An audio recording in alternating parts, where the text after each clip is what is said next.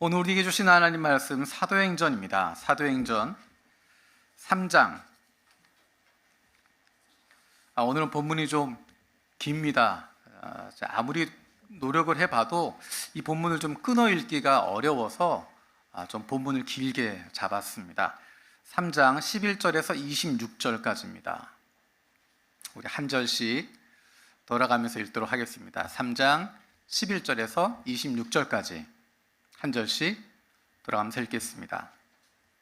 나은 사람이 베드로와 요한을 붙잡으니 모든 백성이 크게 놀라며 달려나아가 솔로몬의 행각이라 불리우는 행각에 모이거늘 베드로가 이것을 보고 백성에게 말하되 이스라엘 사람들아 이 일을 왜 놀랍게 여기느냐 우리 개인의 권능과 경건으로 이 사람을 걷게 한 것처럼 왜 우리를 주목하느냐 아브라함과 이삭과 야곱의 하나님 곧 우리 조상의 하나님이 그의 종 예수를 영화롭게 하셨느니라 너희가 그를 넘겨주고 빌라도가 놓아주기로 결의한 것을 너희가 그 앞에서 거부하였으니 너희가 거룩하고 의로운 일을 거부하고 도리어 살인한 사람을 놓아주기를 구하여 생명의 주를 죽였도다. 그러나 하나님이 죽은 자 가운데서 그를 살리셨으니 우리가 이 일의 증인이라.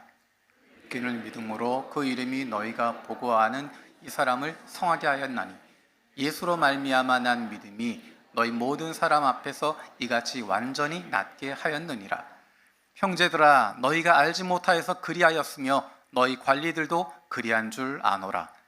그러나 하나님이 모든 선지자의 입을 통하여 자기 그리스도께서 고난받으실 일을 미리 알게 하신 것을 이와 같이 이루셨느니라. 그러므로 너희가 회개하고 돌이켜 너희 죄 없이 함을 받아라. 이같이 하면 새롭게 되는 날이 주 앞으로부터 이를 것이요 또 주께서 너희를 위하여 예정하신 그리스도 곧 예수를 보내시리니 하나님이 영원전부터 거룩한 선지자들의 입을 통하여 말씀하신 바 만물을 회복하실 때까지는 하늘이 마땅히 그를 받아두리라. 모세가 말하되 주 하나님이 너희를 위하여 너희 형제 가운데서 나 같은 선지자 하나를 세울 것이니 무엇이든지 그의 모든 말을 들을 것이라. 누구든지 그 선지자의 말을 듣지 아니하는 자는 백성 중에서 멸망받으리라 하였고 모든 선지자도 이때를 가리켜 말하였느니라. 너희는 선지자들의 자손이요 또 하나님이 너희 조상과 더불어 세우신 언약의 자손이라.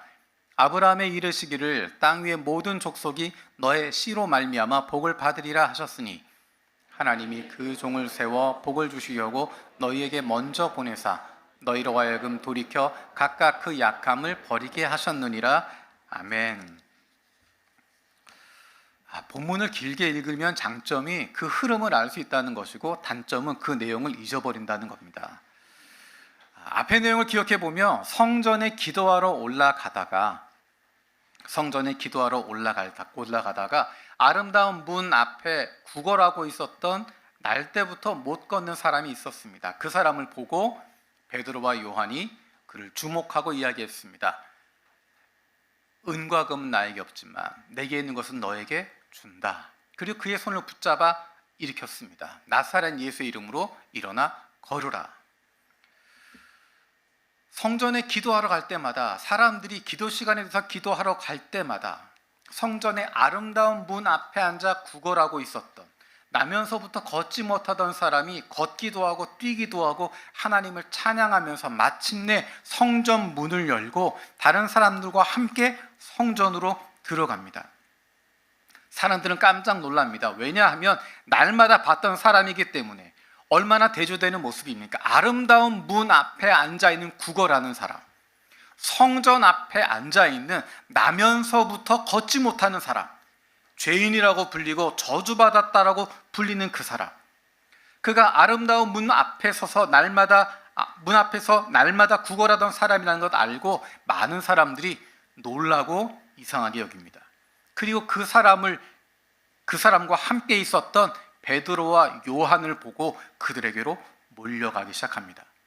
오늘 장면은 거기에서 시작이 됩니다. 우리 11절, 12절 말씀 세 번역으로 함께 읽겠습니다. 11절, 12절. 그 사람이 베드로와 요한 곁에 머물러 있는데 사람들이 모두 크게 놀라서 솔로몬 행각이라고 하는 곳으로 달려와서 그들에게로 모여들었다. 베드로가 그 사람들을 보고 그들에게 말하였다. 이스라엘 동포 여러분, 어찌하여 이 일을 이상하게 여깁니까? 또 어찌하여 여러분은 우리가 우리의 능력이나 경건으로 이 사람을 걷게 하긴 한 것처럼 우리를 바라봅니까? 사실 신기한 일에 대한 반응의 당연한 모습입니다. 우리 같아도 그러지 않겠습니까? 나면서부터 걷지 못했던 사람들은 다 알고 있었습니다. 그 오래전부터, 날마다 언제인지는 모르겠지만 그래, 오래전부터 늘 이 자리에 앉아 있었던 사람, 아름다운 문이라고 하는 이름과 전혀 어울리지 않는 존재. 그래서 때로는 눈에 보이기도 하지만 때로는 있는지 없는지 무시하면서 지나가게 되는, 어떤 때는 이런 죄인이, 나면서부터 걷지 못했던 이런 죄인이 거룩한 하나님 성전 앞에 있다고 하는 것, 그것에 대해서 마음이 불편하기도 하고 눈살을 찌푸리기도 하고, 그런데 사람들의 눈살을 찌푸리게 했던, 날마다 아름다운 문이라고 하는 것과 전혀 어울리지 않던 존재, 그 사람이 하나님의 성전 문 앞까지만 왔다가 돌아가던 바로 그 사람이 이제 하나님의 성전 문을 열고 들어왔고 하나님을 찬양하고 있고 걷기도 하고 뛰기도 하고 있습니다. 그런데 그와 연관된 사람이 있는데 바로 베드로와 요한이라는 것입니다. 사람들은 사실 크게 놀라게 됩니다. 나면서부터 걷지 못했던 사람, 그 사람이 걷게 되었다는 사실에 대해서 놀랍니다. 그리고 베드로와 요한을 보면서 또다시 놀라게 됩니다. 베드로와 요한은 별것 없는 사람, 별것 없는 갈릴리 사람이라고 생각하고 있었고 별다른 능력이 있는 것처럼 보이는 사람들이 아닙니다.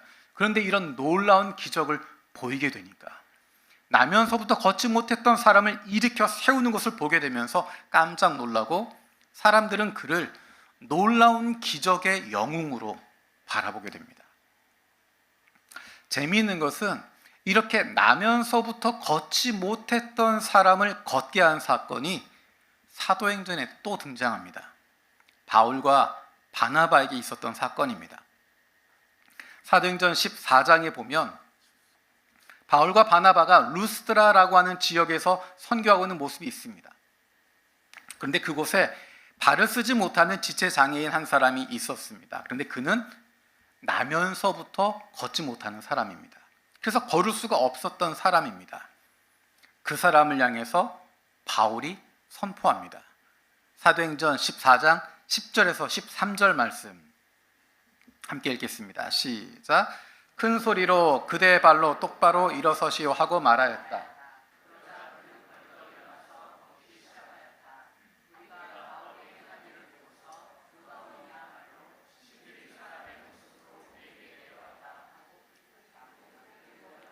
바나바를 제우스라고 부르고 바울을 헤르메스라고 불렀는데 그것은 바울이 말하는 역할을 주로 맡았기 때문이다. 성 바깥에 있는 제우스 신당의 제사장이 황소 몇 마리와 화환을 성문 앞에서 가지고 와서 군중과 함께 두 사람에게 제사를 드리려고 하였다. 자, 베드로와 요한과 비슷한 상황입니다. 나면서부터 걷지 못했던 사람을 고쳤습니다. 놀라운 기적이 일어났습니다. 그랬더니 루스드라에 있는 사람들이 깜짝 놀라고 그들 앞에 엎드리게 됩니다. 그리고 자기들의 문화적인 생각으로 바나바는 제우스구나, 바울은 헤르메스구나 라고 생각합니다. 신들이 인간의 모습으로 이 땅에 왔다, 경외하는 모습이고 그를 영웅으로 대하고 있는 모습입니다. 마치 베드로와 요한을 향해서 사람들이 몰려있는 그런 모습입니다. 놀라운 기적을 행하고 있는 사람들입니다. 그런데 재미있는 것은 베드로와 요한도 그랬고 바울과 바나바도 마찬가지로 자기들이 영웅이 되려고 하지 않습니다. 그 영광을 하나님에게 돌리고 있습니다. 사람들이 원하는 것은 하나님께 영광을 돌리는 눈에 보이지 않는 누군가, 하나님이 주인공 되는 것, 그것이 아니라 눈에 보이는 누군가가 영웅이 되길 원합니다. 박수 쳐줄 대상을 찾고 있습니다. 그래서 박수 치는 사람들의 심리가 그렇습니다. 그리고 어쩌면 그 박수의 대상이 되는 우리들의 심리도, 우리들의 마음도 마찬가지입니다. 내가 어떤 일을 행했을 때, 내가 무엇인가 큰 일을 하게 되었을 때 우리 마음속에, 우리가 주목을 받게 될 때 우리 마음속에 어떤 것이 있나? 많은 경우에 우리는 하나님께 영광을 돌립니다 라고 말하면서 하나님께 영광을 돌리는 과정을 통해서 나는 겸손한 영웅이 되려고 하는, 하나님께 모든 영광을 돌립니다 라고 하면서 다른 사람들로부터 하나님께 영광을 돌리지만 진짜 영웅은 저 사람이야, 진짜 저 사람은 신앙의 사람이야 라고 하는 인정을 받고자 하는 마음이 있습니다. 그리고 하나님께 영광을 돌립니다 라고 하지만 실제 기대하고 있는 것은 내가 하나님께 영광을 돌리지만 다른 사람들은 나에게 박수를 쳐주는 것을 기대하게 됩니다. 그런 긍정적인 효과를 기대합니다. 하나님께 영광을 돌렸을 때 우리가 받고 있는 주목, 그 영광을 내가 받는 것이 아니라 하나님께 돌리게 되었을 때 우리가 기대하는 것은 긍정적인 흐름, 긍정적인 반응이지만 결과는 그렇게 오지 않습니다. 왜냐하면 사람들이 원하는 것은 영웅이기 때문입니다. 눈에 보이는 영웅을 만들고 싶기 때문입니다. 그들이 조작할 수 있는 영웅을 만들고 싶기 때문입니다.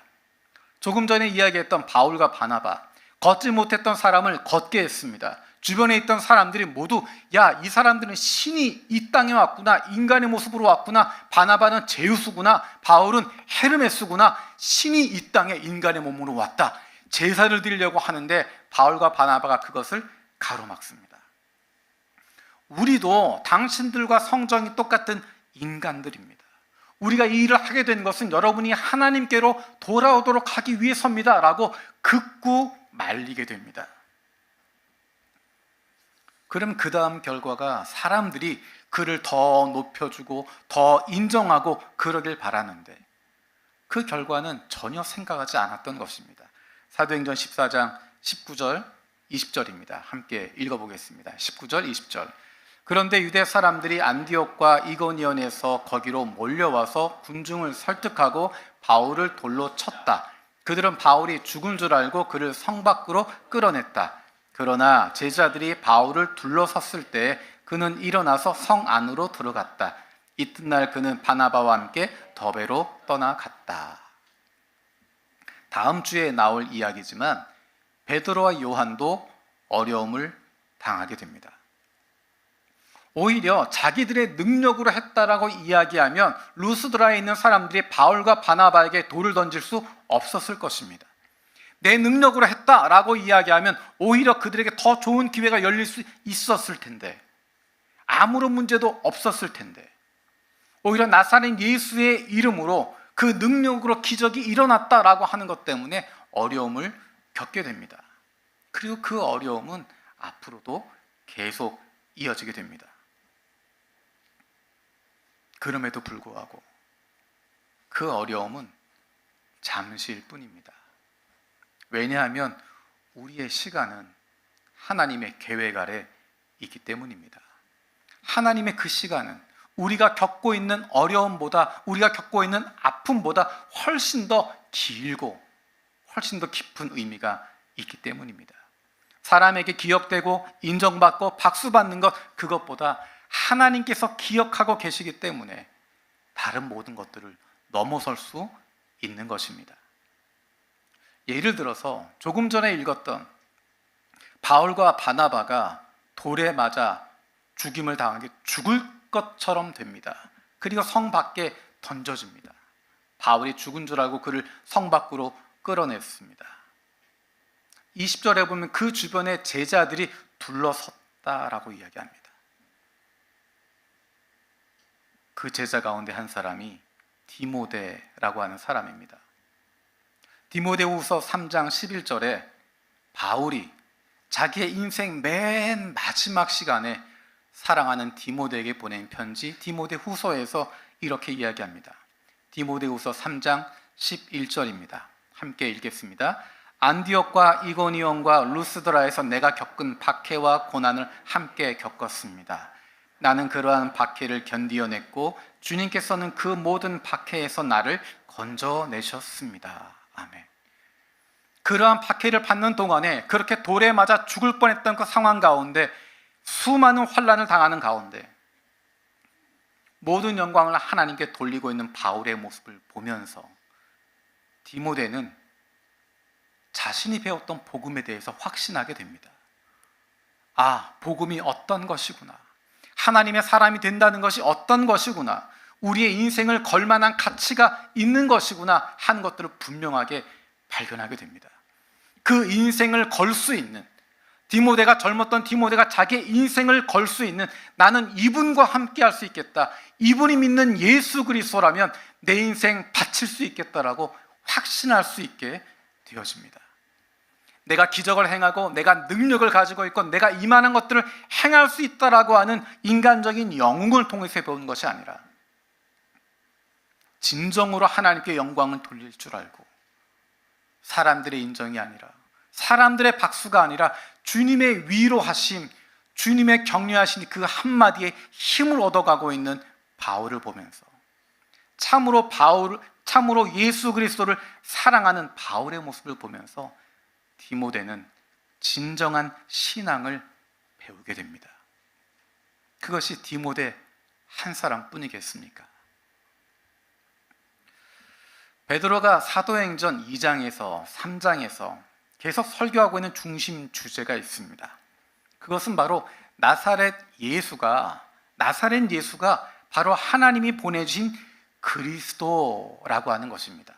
우리 22절, 23절 함께 읽어보겠습니다. 사도행전 3장 22절, 23절 시작.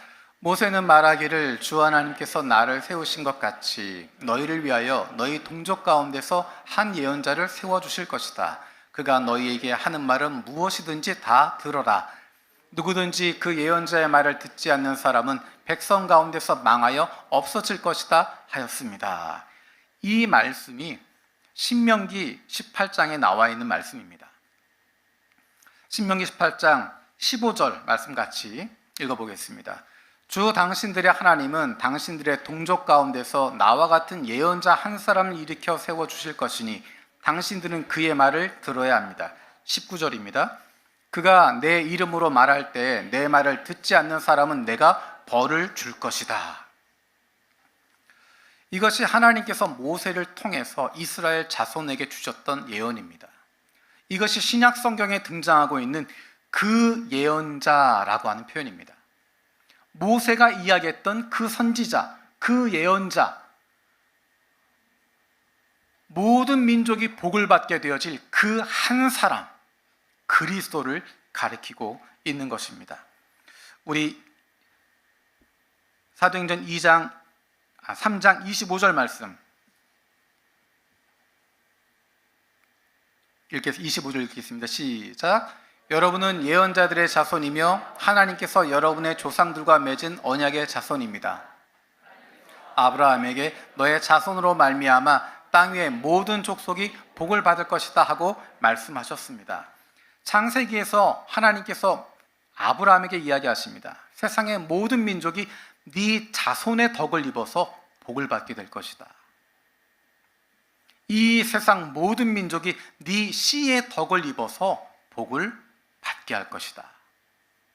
모세를 통해서 약속하셨던 그 예언자, 아브라함에게 말씀하셨던 세상 모든 민족이 복을 받게 될 아브라함의 자손, 이 세상 모든 민족이 복을 받게 될 아브라함의 씨, 그분이 바로 그리스도 예수라는 것입니다. 유대 사람들은 끊임없이 거기에 관심을 뒀습니다. 끊임없이 던졌던 질문이 그 예언자가 누구냐라는 것입니다. 그 예언자가 바로 그리스도라는 것을 믿고 있었기 때문에 유대 사람들이 던졌던 질문은 당신이 그 예언자입니까? 당신이 그리스도입니까? 라고 하는 질문을 던지게 됩니다. 이스라엘 사람들 앞에, 유대 사람들 앞에 요단강에서 세례 요한이 등장하게 됩니다. 그리고 그가 하나님의 메시지를 선포하게 됩니다. 많은 사람들이 그 메시지를 들으며 흔들립니다.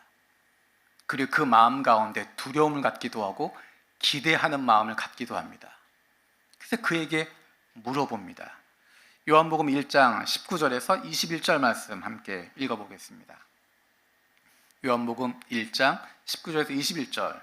유대 사람들이 예루살렘에서 제사장들과 레위지파 사람들을 요한에게 보내어서 당신은 누구요? 하고 물어보게 하였다. 그때 요한의 증언이 이러하였다. 그는 거절하지 않고 고백하였다. 나는 그리스도가 아니요 하고 그는 고백하였다. 그들이 다시 요한에게 물었다. 그러면 당신은 누구란 말이요? 엘리야요? 요한은 아니요 하고 대답하였다. 당신은 그 예언자요? 하고 그들이 물으니 요한은 아니요 하고 대답하였다. 사람들의 마음속에 있었던 건 누군가 특별한 사람이 보이면 하나님의 메시지를 선포한다라고 느껴지게 되면 그 사람을 향하여서 당신이 그 예언자입니까? 모세가 예언했던, 모세가 신명기에 말씀하고 있었던 그 예언자입니까? 그 예언자와 연결된 것이 바로 그리스도라고 하는 것입니다. 이제 그리스도를 기다리면서 당신이 그리스도입니까? 라고 질문을 던집니다. 요한복음 7장 40절, 41절에 유대 사람들의 이야기가 등장합니다. 이 말씀을 들은 무리 가운데 이 사람은 정말 그 예언자다 하고 말하는 사람들도 있고 이 사람은 그리스도다 하고 말하는 사람들도 있었다. 그러나 더러는 이렇게 말하였다. 갈릴리에서 그리스도가 날 수 있을까? 그 예언자라고 하는 표현은 그리스도라는 표현과 함께 사용되고 있습니다. 그래서 사람들이 이야기할 때 모세가 이야기했던 그 예언자, 그분이 바로 예수라고 하는 것은 예수가 바로 그리스도다라고 하는 것을 분명하게 보여주는 것입니다. 그런데 재미있는 것은 그 예언자라고 하는 표현이 그리스도와 함께 등장하는데 예수님을 신문하는 과정에서 예수님에게 네가 그리스도냐라고 물어보았을 때 예수님이 대답하시는 장면이 있습니다. 예수님께서 어떻게 대답하시는가? 네가 그리스도냐라고 하는 질문에 대해 예수님 대답하시며 그렇다라고 말씀하시고 곧 이어 대답하시는 것이 내가 심판주로 다시 올 거다 라고 말씀하십니다.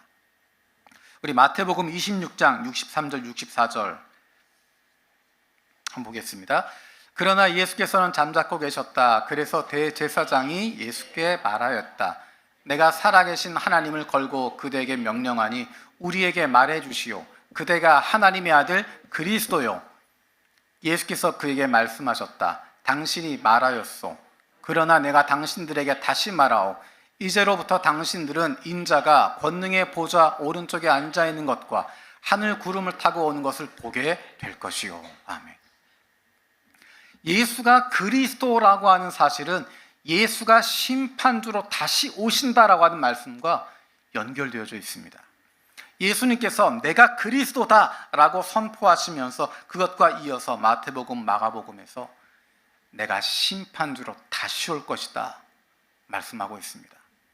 요한계시록에서는 이렇게 이야기합니다. 요한계시록 1장 7절 함께 읽겠습니다. 보아라, 그가 구름을 타고 오신다. 눈이 있는 사람은 다 그를 볼 것이요 그를 찌른 사람도 볼 것이다. 땅의 모든 족속이 그분 때문에 가슴을 칠 것이다. 꼭 그렇게 될 것입니다. 아멘. 여러분 이어서 생각해 보십시오.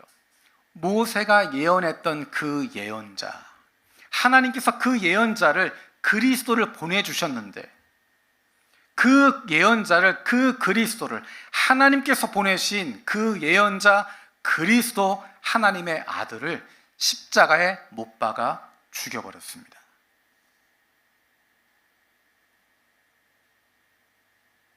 얼마나 참담한 죄악입니까? 천벌을 받을 만한 죄를 저지른 것입니다. 천벌을 저질렀다라고 이야기하는 것입니다. 하나님이 참을 수 없는 범죄를 너희가 저질렀다. 어떻게 그 죄를 벗어날 수 있을까?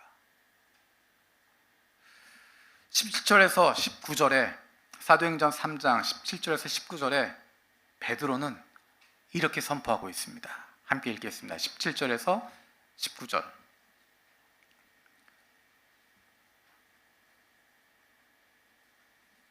사도행전 3장 17절에서 19절 읽겠습니다. 그런데 동포 여러분, 여러분은 여러분의 지도자들과 마찬가지로 무지해서 그렇게 행동했다는 것을 나는 알고 있습니다.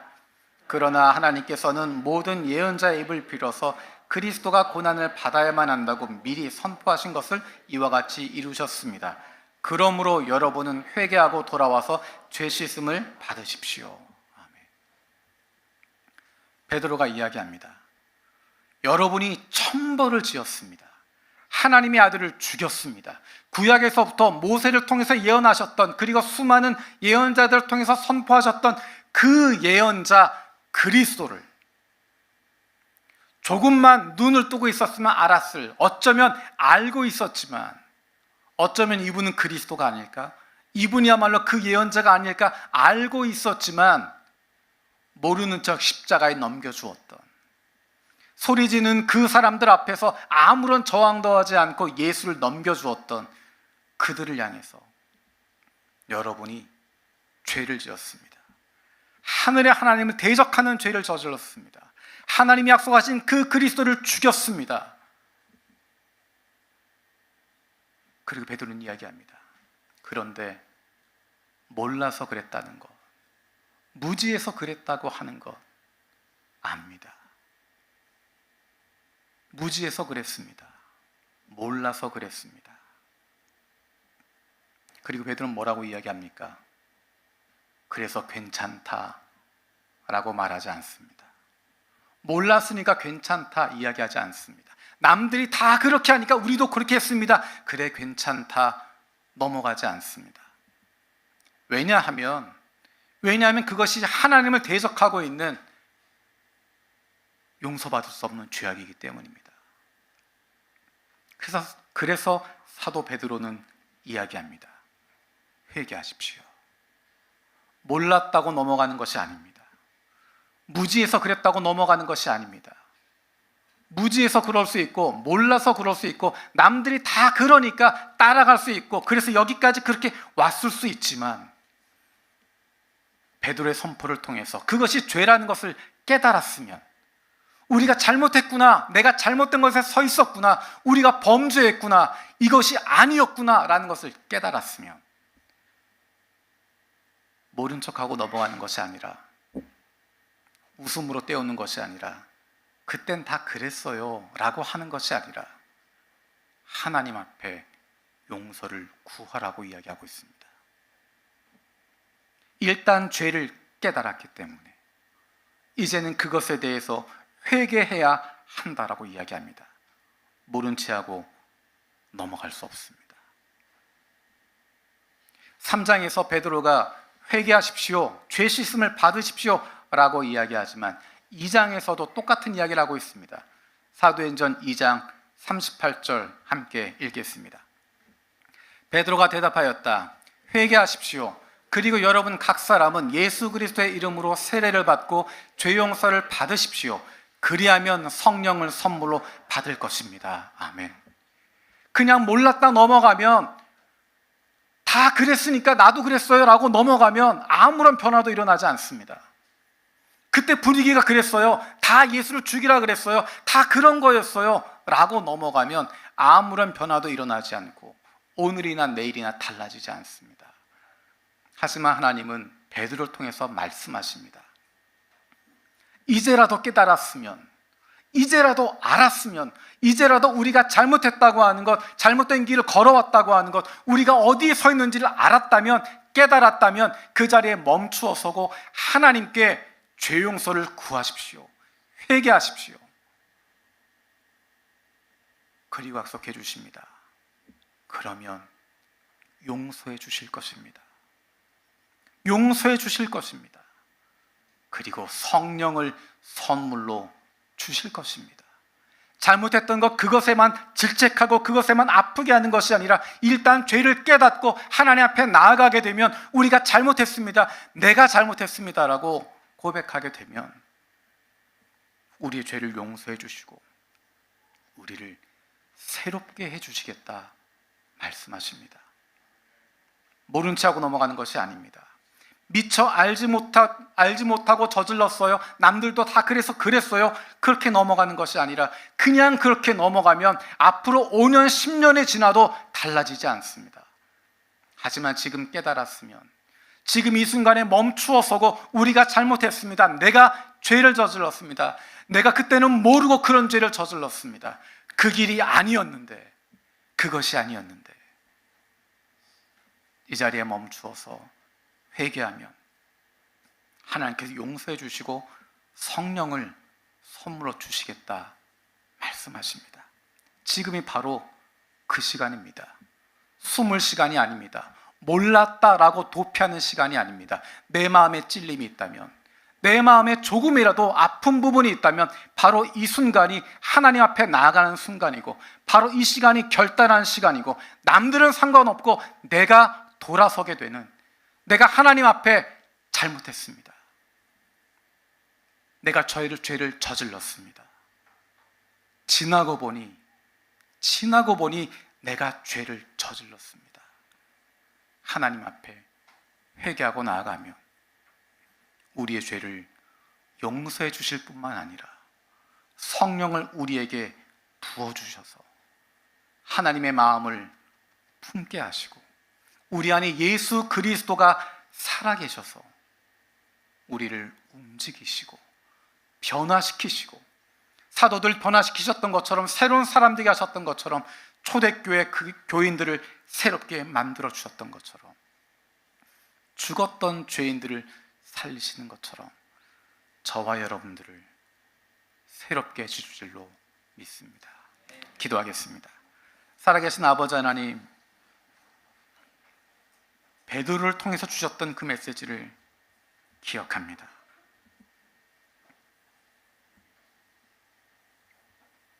무지해서 그렇게 행동했다고 하는 것, 몰라서 그랬다고 하는 것, 남들이 다 그래서 그렇게 살아왔다고 하는 것, 그 길 걸었다고 하는 것, 우리의 잘못임을 깨닫습니다.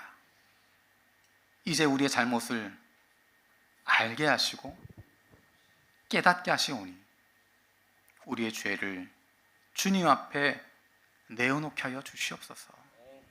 몰랐습니다. 남들도 다 그랬습니다.